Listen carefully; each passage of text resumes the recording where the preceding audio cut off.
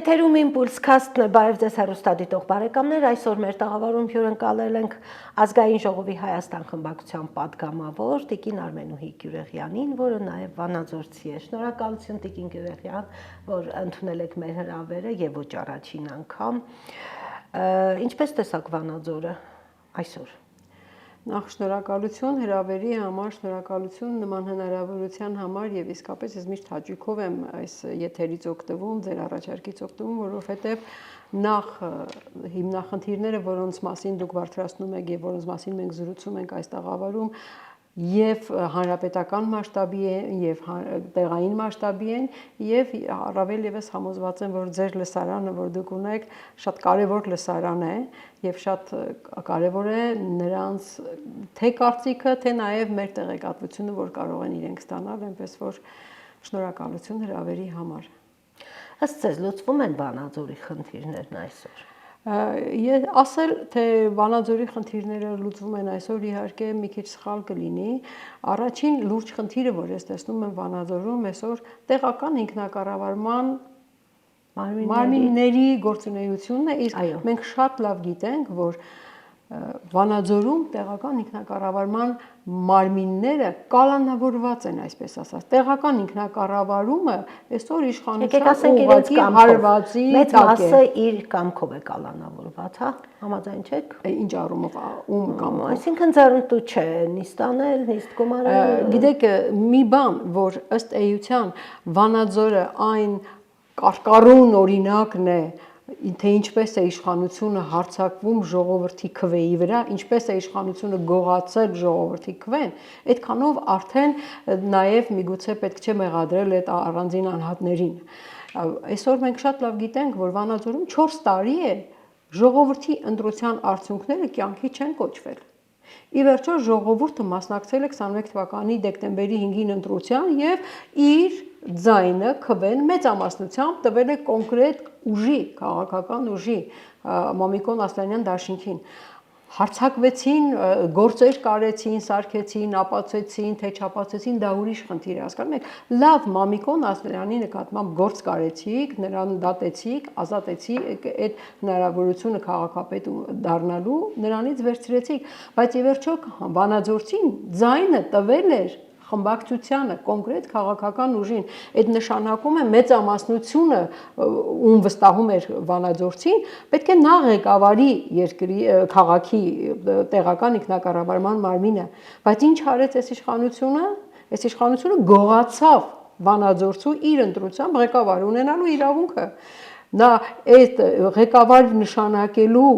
իրավունքը ժողովրդից գողացավ եւ օրենքի ուժով տվեց վարչապետին։ Հասկանում եք, սրանից են կողմ, այլ գողությունը ոնց է լինում, հանցագործությունը ոնց է լինում։ Ժողովրդի ընտրության արդյունքները վերաձևեցին իրենց ճաշակով, որովհետեւ իրենք ոչ մի կերպ չեն կարողանում մարսել, որ ընդդիմադիր ուժը հաղթանակել։ Եվ դա միայն Վանաձորում չի։ Տիկին Գյուրեղյան, հոկտեմբերի 29-ին հարկադիր կատարման մարմինը, դատական ակտերի հարկադիր կատարման մարմինը ազատեց արգելանքից, ասաց դե լավ է, վերջ, կարող եք գնալ, նիստ անել, քվորում ապահովել, համայնքի ղեկավար ընտրել, մի խոսքով անցավ 1.5 օր, նույն մարմինը մեկ այլ որոշում տարածեց, այն է, որ դարձյալ արգելանքի տակ է ավագանու նիստ անելը եւ թվում է, թե մինչև վերջ այսպես կլինի։ Գիտեք, ըստ էության, այո, արդեն 4 տարի է արգելանքի տակ է կամ արգելանքը հանված է, բայց մի ուրիշ պատճառով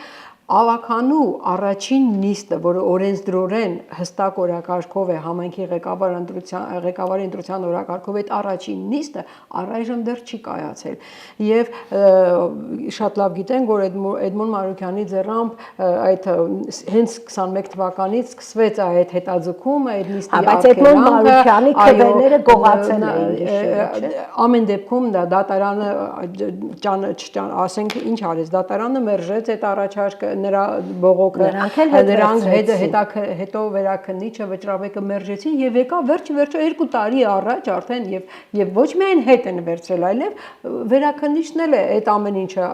արդեն փակել եւ ըստ էության պետք է հասնեինք այն պահին, որ այդ օրակարգի օրենքով նախատեսված համայնքի ղեկավար ընտրության օրակարգով նույնիսկ պետք է կայանար։ Դրանից հետո չկայացավ, որովհետև արդեն իրենց սրտի ուզած ԿՊ-ի կողմից, վարչապետի կողմից նշանակված ժամանակավոր պաշտոնակատարի խմբակցությունը արդեն ինչ-որ բողոք ներկայացրեց, հիմա արդեն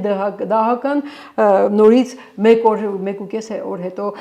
վերանայել է պահանջում, ոչ թե վերանայել է պահանջում, ինքը իր որոշումը կասկածի տակ է դնում 1 օր առաջվա կայացած որոշումը, ասում է պետք է վերանայել, վերաքննարկել այդ հարցը։ Գիտեք, այս ամեն ինչի հիմքում ինչն է, որովհետև իրենք շատ լավ գիտեն, որ ինչքան էլ ուզում է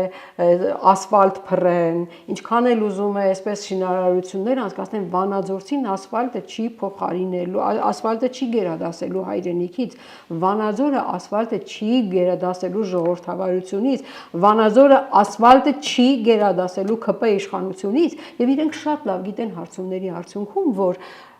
հենց որ ընտրություն եղավ, այլևս Վանաձորում իրենք իշխանություն չեն ձևավորելու։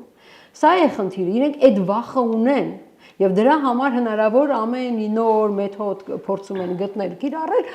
օր ավել հետաձգելու ընտրությունները, օր ավել հետաձգելու իշխանություն նշանակելը։ Ունեն նաեւ վանաձորցիները։ Տեսեք, ես իմ փորձով ասեմ, մենք շարունակ հարցազրույցներ են հրավիրում, ավականու անդամներից միայն մի հոգի է մասնակցում մեր հրավերներին, իհարկե նաև լուսահոգի Տիկին Քալանթարյանն էր միշտ իր ներկայությամբ ապահովում հարցազրույցներում գոնե ընդդիմադիր տեխնացուի ներկայությունը, հիմա պատկերացրեք 33 ավականուց միայն մեկ անդամ է ավականու, որ պատրաստական է գալ հարցազրույցի եւ գալիս է 32-ը, ես չեմ ուզում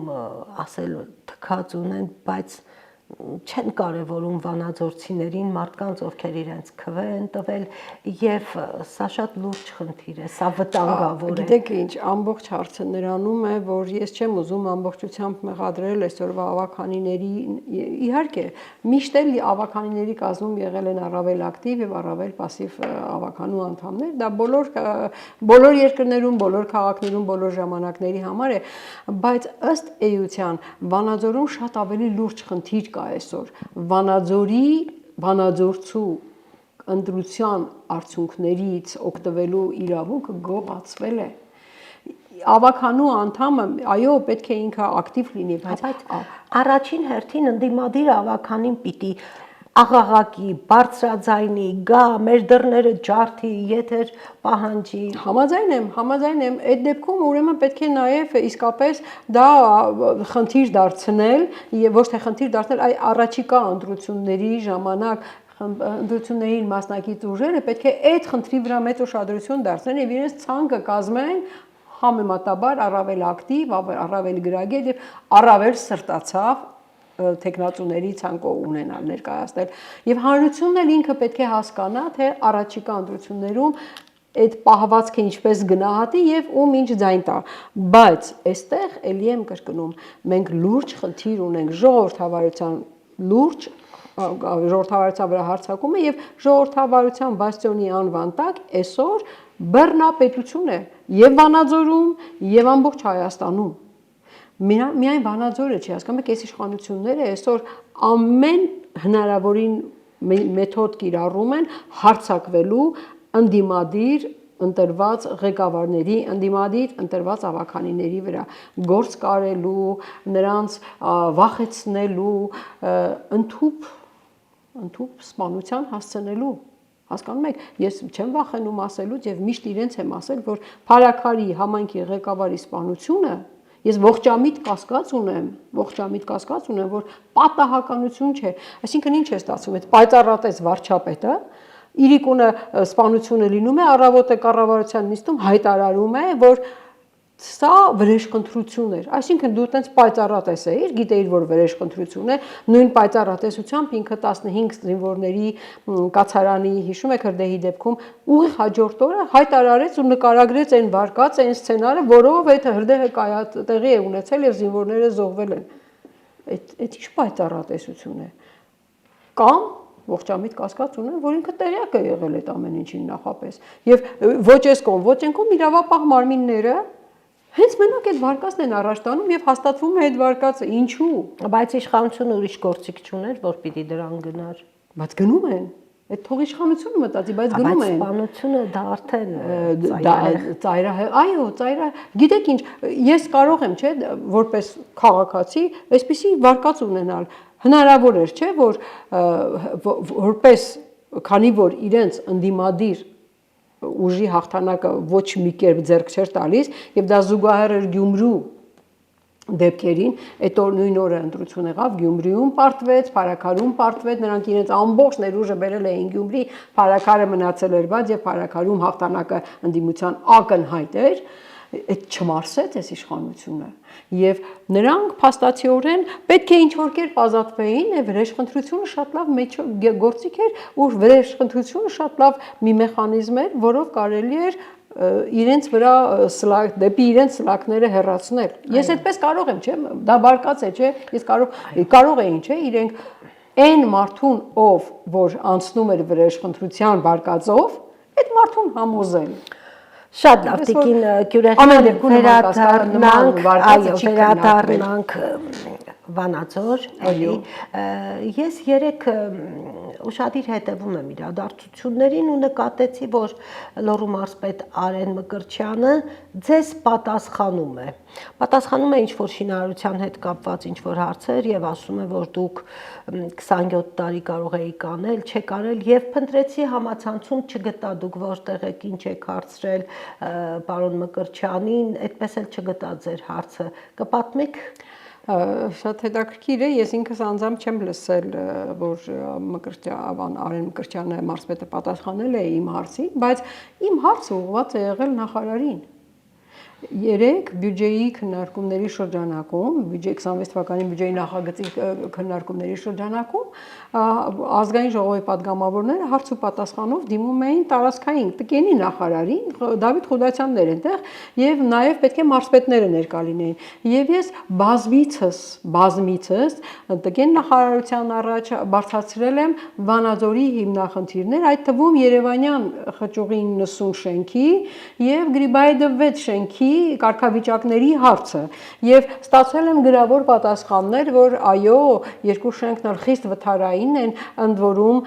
Գրիբայեդը 6-ը քանդման ենթակա շենքերի ցուցակում է ներառված եւ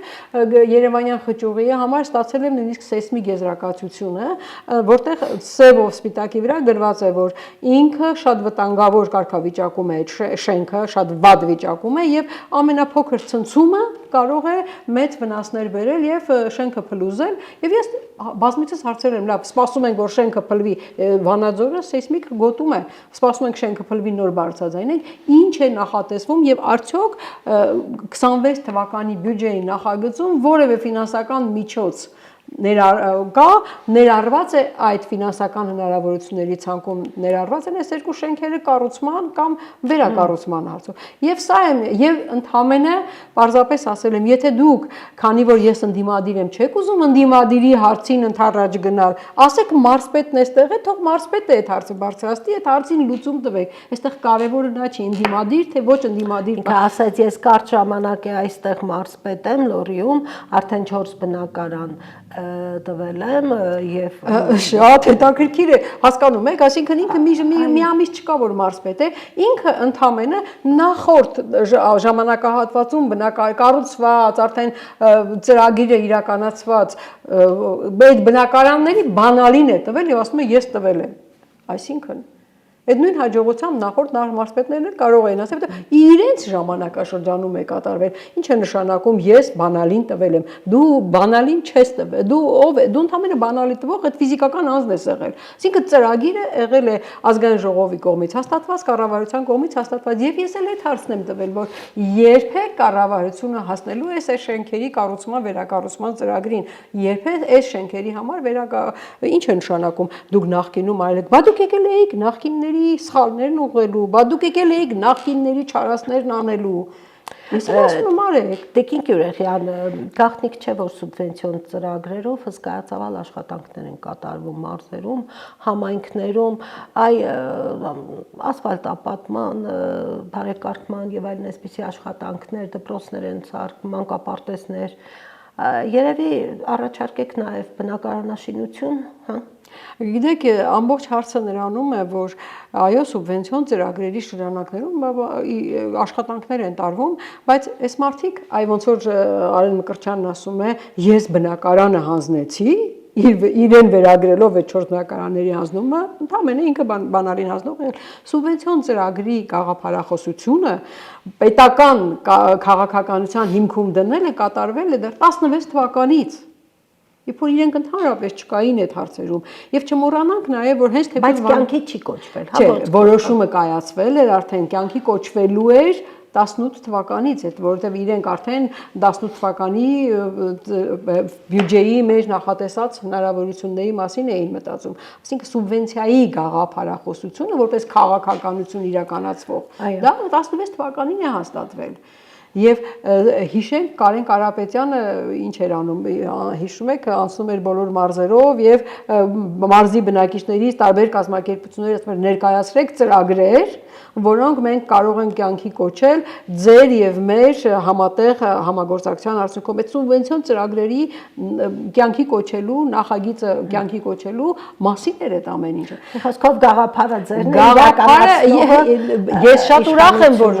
իսկապես այդ գաղափարին գոնե խաչ չքաշեցին, իսկապես, այդ գաղափարի վրա խաչ չքաշեցին եւ շարունակվեց, որովհետեւ 18 թվականից արդեն հաստատված բյուջեով դրանք կային, մինչեւ իրենց գալը, հասկանում եք, իրենք եկան դե այն ժամանակ էլի լավ է, որ գոնե դա խաչ չքաշվեց դրանց վրա եւ այդ գործերն արվեցին, լավ են անում, բայց դա չի նշանակում, որ հիմա հարց ենք բարձրացնում, բա այս շենքը ասում են դուք այն ժամանակ անեիք, այն ժամանակ չէինք արել, դրա համար 16 թվականին ծրագիր էինք հաստատել, քաղաքականություն էինք հաստատել, կամ ասֆալտապատումը շատ լավ բան է, բայց չմոռանանք, որ 21 թվականին մինչեւ այսօրվա ԺՊ-ին նշանակելը արդեն նախորդ, հա, ավականին, հա, նախորդ քաղաքային իշխանությունը այդ սուբվենցիոն ծրագրերը ներկայացրել էր, այդ ասֆալտապատման ծրագրերը ներկայացվել էր կառավարություն, հասկանում եք, եւ այս ղեկավարությունը այդ ներկայացված ծրագրերը իրականացնում է։ Եվ վերջապես դա է իշխանության գործը։ Տիկին Գյուրեխյան, եկեք շատ կարճ անցնենք այս 4 տարիների միջով, որպես ազգային ժողովի ոչ թե պատգամավոր, այլ խմբակցության ներկայացուցիչ, այսպես ասեմ, որովհետև միանձնյա չէ ձեր գործունեությունը։ Տեսեք, ձեր ընդդիմախոսները, ընդդիմախոսները, որոնք ընդդիմադիր դաշտում են, անդադար ձեզ քննադատում են, որ դուք գնացել եք իշխանափոխության առաքելությամբ եւ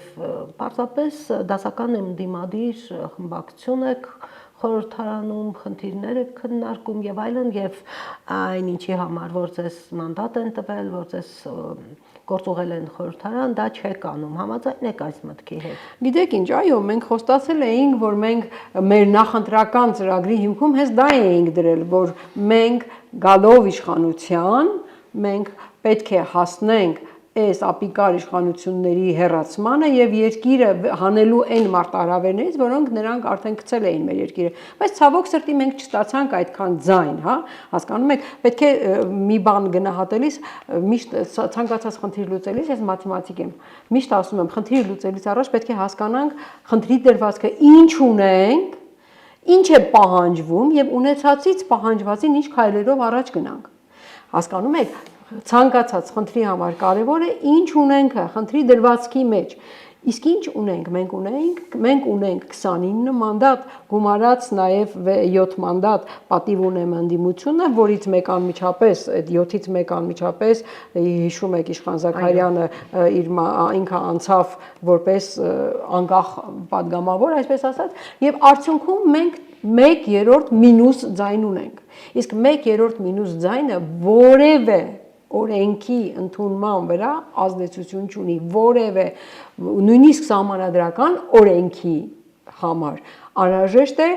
2/3 ձայն, իսկ 2/3 ձայն իրենք ունեն։ Ձեզ ասում են նաև, մեղադրում են նաև նրա համար, որ դուք չդրեցիք մանդատները, բայց չդրեցիք։ Շատ լավ, ճիշտ եք ասում, որ իսկապես դնում էին, բայց փաստացիորեն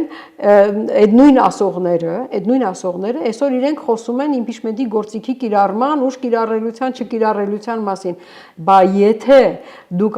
եթե մենք ֆիքսում ենք, որ իմպիչմենտի գործիքը շատ կարևոր գործիք է իշխանություններին հեռացնելու համար, ապա ինչպես մենք մանդատները վայր դնեինք։ Այսինքն այդ նույն մարդիկ ուղղակի դիմանալու համար միգուցե այդպիսի բաներ են ասում։ Մի կողմից ասում են վայր դրեք, մի կողմից ասում են իմպիչմենտ արեք։ Դա իրար հետ համատեղելի չեն այդ երկու պահանջները, հասկանում եք, եւ նաեւ ես կարող եմ վստահաբար ասել, որ ընդդիմության գործունեության արդյունքում է, որ այս երկիրը այսօր ամբողջությամբ չի հանձնվել թուրք-ադրբեջանական տանդեմին։ Թուրք-ադրբեջանական տանդեմը ամեն ինչ անում է, Արցախը վերցրեց, սահմաններում իրենց զորքերն են, եթե ընդդիմությունը չլիներ, հիմա այդ ոչ թե ադրբեջանական զորքերը Ջերմուկի ու Սյունիքի այդ սահմանամերձ գոտում կլինեին, այլ միգուցե հասել էին արդեն Երևան։ Նրանց պահանջները ամեն օր իրենք բարձրաձայնում են, եւ եթե ընդդիմության գործունեությունը չլիներ վաղուց, նրանց պահանջները բավարարված պիտի լինեին։ Բա ինչու է այս իշխանությունը այսօր պես ոգևորված շարունակ ու վերընտրվելու մասին խոսում։ Ինչու թուրք-ադրբեջանական տանդեմը ամեն ինչ անում է, որ սրանք վերընտրվեն, որովհետև գիտեն, որ հակառակ պարագայում այն ուժերը, ովքեր ազգային կողմնորոշում ունեն, թույլ չեն տալու իրենց ծրագիրն իրականացնելու։ Այսինքն մենք մինչև հիմա մեր գործունեությամբ կասեցրել ենք, դանդաղեցրել ենք իրենց ծրագրերի իրականացումը։ Բա ինչու է այս իշխանությունը ասում, որ դուք իրենց սրտի ընդդիմությունն եք, որ դուք գանձ ընդդիմություն եք, որ շատ լավ գիտեք ինչ, դա հնարք է, քարոզչական հնարք է ու շատ լավ կիրառում են իրենք քարոզչական հնարքների շատ լավ տիրապետումը կիրառում են եւ ես երբեք չեմ կարող հերքել այդ մասին։ Այո, դա իրենց քարոզչական հնարքներից մեծ է։ Իրենք տեսնելով, որ ընդդիմությունը բավականին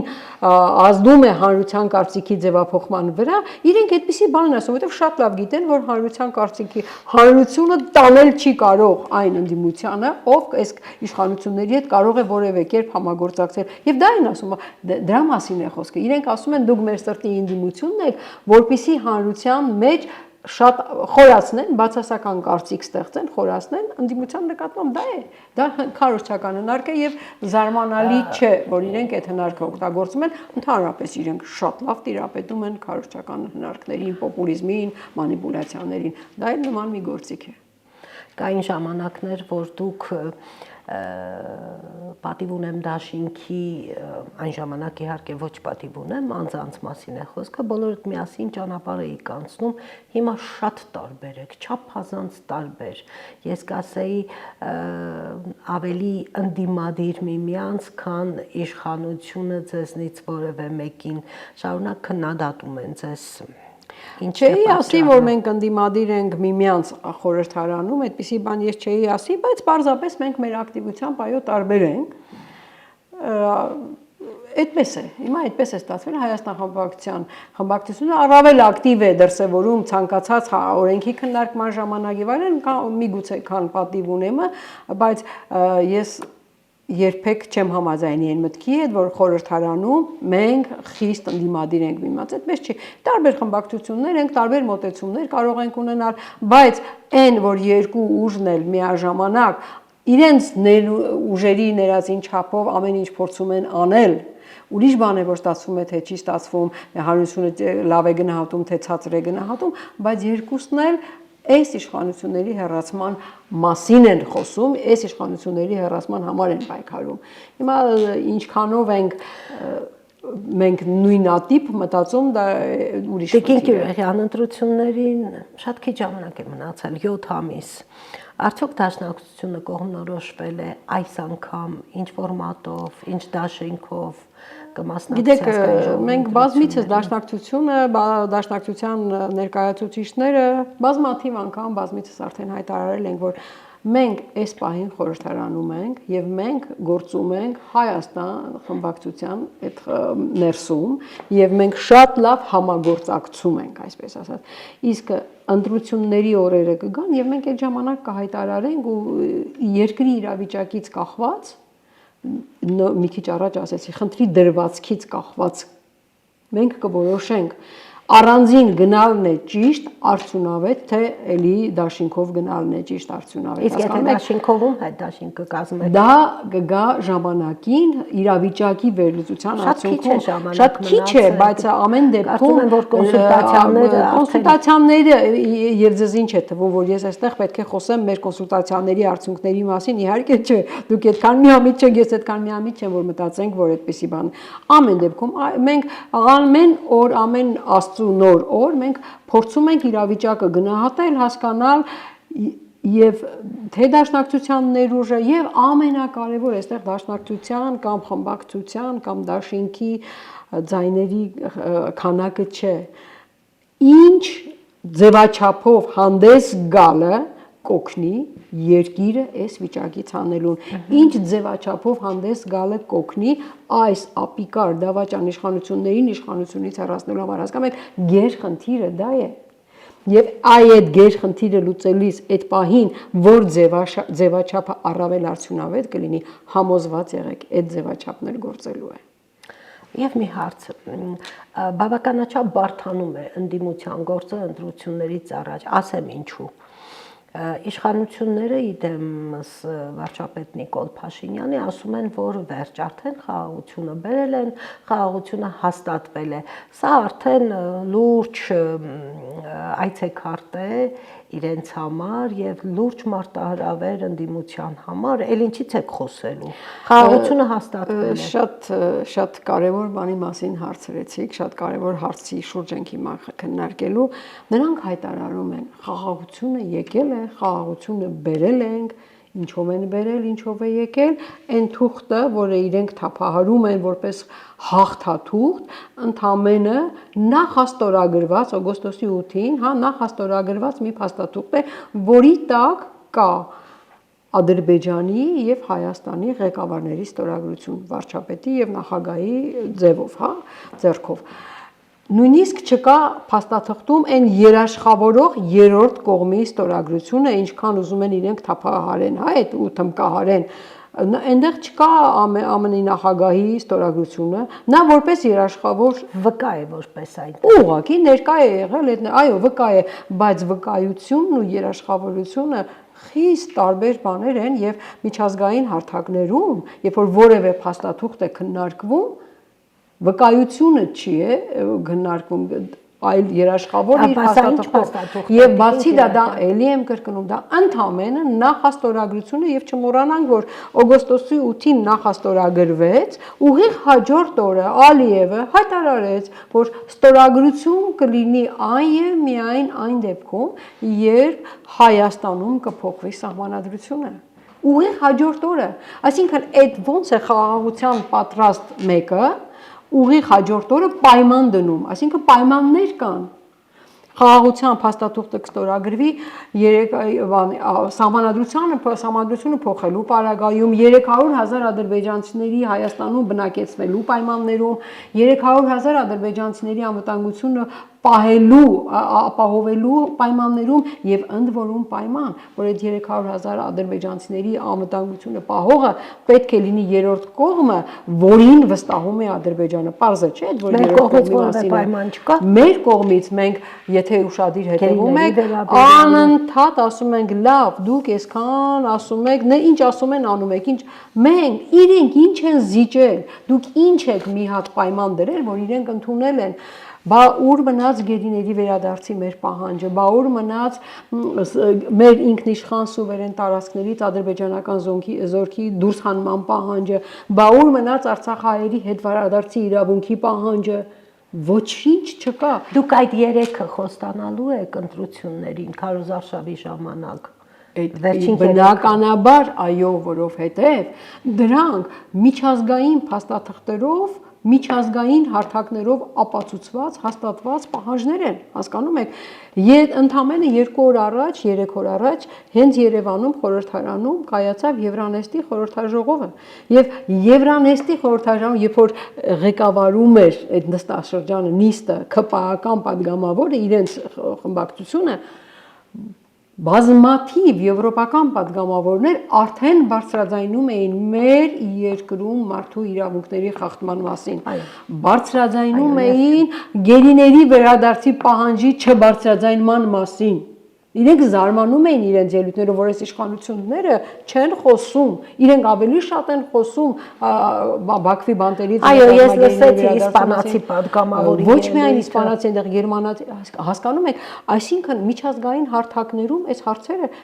պետք է բարձրացնել։ Իսկ իրենք ամեն ինչ անում են միջազգային հարթակներում այդ հարցերը լրացնելու եւ դեռ ավելին, հենց Երևանում քվեարկության ժամանակ, երբ որ ընդդիմադիր падգամավորները ներկայացրել էին բանաձև Եվրանեստին, բանաձև, որով պահանջում էր ռազմագերիների հետ վերադարձը, որպես պահանջ ներկայացնել Բաքվի առաջ, ԿՊ падգամավորները դեմ քվեարկեցին։ Ոչ միայն չեն բարձրացնում, ընդդիմադիր падգամավորների առաջարկ բանաձևին դեմ քվեարկեցին եւ դեռ ավելին,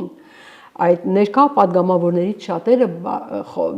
առանձին խոսակցությունների ժամանակ ասեցին, որ ոչ միայն դեմ են քվեարկել, այլ աշխատանք են տարել մյուս երկրների խմբակցությունների հետ, որ նրանք էլ դեմ քվեարկեն։ Հասկանում եք, իհարկե որ մենք գանք իշխանության այս հարցերը դառնալու են մեր առաջնային խնդիրները լուծելու։ Ինչի մասին է խոսքը, բա ինչ սուվերենության մասին է խոսքը, երբ որ Ադրբեջանի զորքը դեռ Ջերմուկում է կամ Սյունիքում է։ Էլ որտեղ է մնաց ինքնիշխանությունը, բա միջազգային իրավունք է, չէ՞, հետվերադարձի իրավունքը, եւ դրա մասին խոսում են ոչ մեզնից շատ են խոսում նույն միջազգային տարբեր փորձագետներ, նույն միջազգային տարբեր Եվրոմիության падգամավորներ, Եվրոխորհրդարանի падգամավորներ, վերջի վերջո այդ ամենի մասին պետք է խոսել, թե չէ, իսկ սրանք չեն խոսում ինչու, որովհետև իրենք կատարում են թուրք-ադրբեջանական տանդեմի պահանջները։ Թուրք-ադրբեջանական տանդեմը իրենցից պահանջել է լռել, չխոսել, չբարձրաձայնել, եւ իրենք շատ լավ, շատ խելոք կատարում են այդ բոլոր պահանջները։ Ինչ է նշանակում, Ալիևը հայտարարում է 300,000 ադրբեջանցի պետք է գա Հայաստանում ապրի, սրանցից ոչ մեկը ձայն չի հանում, եւ դեռ ավելին, նիկոլիզմի թեզերը, եթե կարդացել եք, եթե ուշադիր հետևել եք, նիկոլիզմը այս վերջերս հայտարարեց, չէ, իր թեզերը, 14 թեզի մասին խոսեց, 004-ն է կարծեմ իրենց, չգիտեմ որ երրորդ թեզը, հստակ ասում է, ժողովրդի, հայ ժողովուրդը դա այն քաղաքացին է, ժողովուրդ այն քաղաքացին է, ով ապրում է մեր երկրում, եւ պարտադիր չէ, որ դա հայ լինի, եւ ժողովուրդն է երկրի տերը։ Մի հատ եկեք իրար հետևից դնենք, ժողովուրդն է երկրի տերը, ժողովուրդը այն քաղաքացին է, ով ապրում է Հայաստանում, եւ ադրբեջանցիների պահանջը 300,000 ադրբեջանցի պետք է գա ապրի Հայաստանում։ Այս մի հատ ընդհանրության մեջ նայեք, դուրս է գալիս, որ շատ արագ իրենք էլ ոչ մի ձևով չեն հերքում կամ մերժում։ Հասկանում եք, այսինքն, բա էլ երկիրը թուրք-ադրբեջանական տանդեմին հանձնելը ոնց է լինում։ Եվ դեռ ավելին, Արսեն Թորոսյանն էլ որպես այդ ժողովրդագրության քաղաքականության պատասխանատու մինչև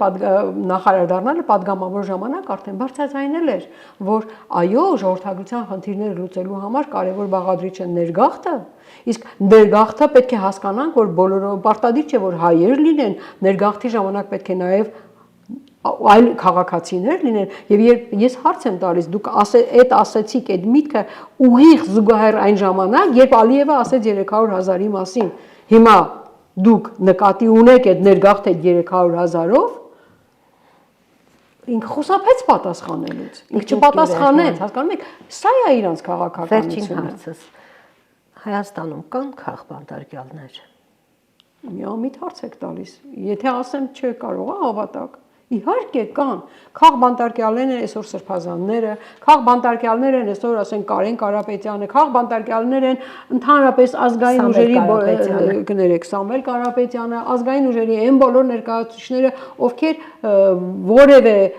կերպ բարձրաձայնել են, պայքարի են դուրս եկել այս իշխանությունների համար։ Քաղ բանտարկյալներով լցված են մեր բանտերը եւ քաղ բանտարկյալների գոյության արկայության մասին ընդամենը 3 օր առաջ ազգային ժողովի դահլիճում բարձրաձայնում էին Եվրոխորհրդարանի պատգամավորները քաղ բանտարկյալներ չկան, իհարկե կան։ Եվ սա այն պարագայում, որ այս երկիրը հայտարարում էր, հիշեք, ընդունեց օրենք ԵՄ միանալու գործընթացը մեկնարկը սկսելու մասին։ Իսկ այդ ԵՄ միանալու առաջին բաղադրիչը Կոպենհագենյան չափորոշիչներին բավարարելն էր։ Ժողովրդավարություն, ժողովրդավարական կառավարում, մարդու իրավունքների պաշտպանություն։ Ժողովրդավարական կառավարումը այս երկրում հասել է շրիշակի մակարդակի, գնում ենք սահուն դեպի բռնապետություն, բայց կոռուպցիա չկա։ Բայց կոռուպցիա չկա, իհարկե չկա։ Իրանք հենց իմիջայլոց իրենք հենց 18 թվականի սկզբին արդեն հենց իշխանության եկան, հիշում եք 19-ի սկզբին արդեն հայտարարեցին Հայաստանում կոռուպցիան արմատախիլ է արված, բայց ամեն օր շատ լավ գիտենք մամուլը, որ մի օր չկա, որ բացենք մի նոր կոռուպցիոն դեպքի մասին արդեն մամուլում չլինի։ Կոռուպցիա չկա։ Համակարգային կոռուպցիա կա։ Համակարգային կոռուպցիա էլ կա, վարչական ռեսուրսի կոռուպցիա էլ կա, անհատական կոռուպցիա էլ կա, ամեն ինչ կա, քաղաքական կոռուպցիան վխտում է ուղղակի։ Քաղաքական կոռուպցիա չէ, այսօր Վանաձորում ԺՊ ունենք 4 տարի։ Քաղաքական կոռուպցիա չէ, երբ որ մենք Ալավերդում ունենք ավականի շենքը շրջապատեցին, ոստիկաններով ավականու անդամներին չթողեցին, որ մտնի դահլիճ եւ իրենցով են մի հոգի էլ թռած ունեին Սիմոն Զախարովով, իրենց նոր քաղաքապետ ընտրեցին, քաղաքական կոռուպցիա չի հենց այսօր վաղար շաբաթում ընտրություններին ընդառաջ նախընտրական քարոզարշավի ժամանակ իրենց թեկնածուն այդ Մեխակյան կարծեմ, հա մարդը պետք է մի քիչ էլ անտեղյակ լինի, էլի որ նման բան հայտարարի, ուղիղ բարձրաձայն հայտարարում է, ասում է վաղար շաբաթում վերջին 2 ամսվա ընթացքում, երբ որ ինքը ԺՊ է դարձել, կառավարությունը այս ծրագրերը ժամանից բյուջեից դուրս միջոցներ է տրամադրել, այդքան խելքը չի հասնում գոնե, որ չբարձրաձայնի այդ մասին։ Ուղիղ հայտարարությունը վարչական ռեսուրսի կիրառման, քաղաքական կոռուպցիայի կիրառման մասին։ Քաղաքական կոռուպցիա չէ, երբ որ հենց այդ նույն վաղար շաբաթում Խոյ համայնքում բարեգործական մեծ միջոցառում են կազմակերպում քարոզարշավը սկսելուց հետո, որի կազմակերպիչը ցուցակի երկրորդ անձն է, ցուցակի առաջին անձն էլ այսպես հանդիսավոր ելույթ է ունենում ու նվերներ բաժանում։ Տիկին Գյուրեղյան, ձեզ հետ անverջ կարող եմ զրուցել, հարցեր ուղղել, որովհետև իսկապես կուտակված հարցեր շատ կան։ Հուսամ, որ մինչև ընտրությունները էլի առիթներ կունենանք հանդիպելու, հատկապես որ դուք չեք մերժում մեր հրավերները։ Սիրելի հեռուստադիտողներ, եթերում Impulse podcast-ն էր, տաղավարում ազգային ժողովի պատգամավոր Հայաստան խմբակցությունից Տիկին Արմենուհի Գյուրեղյանը։ Կհանդիպենք։